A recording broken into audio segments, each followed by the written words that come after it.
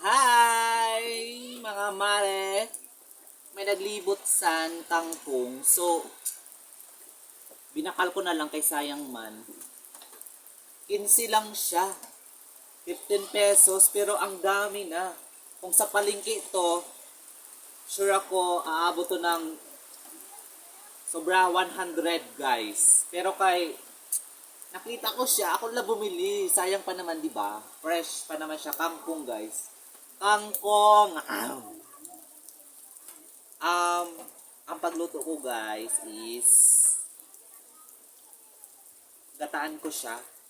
Lagyan ko ng bulad or tuyo. Kasi wala kaming ulam ngayong lunch. Ito na, lunch.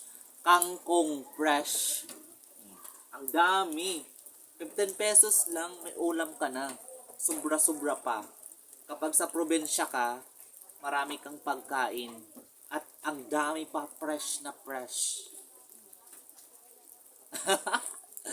Ayan sa mga kumakain dyan, mag-comment naman kayo dyan. Tapos sa hindi, pasensya po.